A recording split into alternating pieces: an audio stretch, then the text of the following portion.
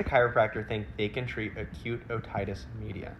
There's some data, osteopathic data, that suggests there might be a small benefit. This is one of the best studies produced, but to be very honest with you, there's a lot of weaknesses in the study.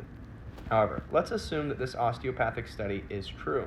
What I would then recommend is that you see an osteopathic physician who can provide this care, not a chiropractor. In this study, they didn't do any high velocity movements. This is the treatment they got. And they conclude that standard of care plus osteopathic care might be slightly better. However, in their study, you can see they had a lot of dropout. That's huge, and that's a big confounder. And one of the reasons why people were dropping out was to get surgery on their ears. However, one of their final outcomes was that they increased their length of time between surgeries, right?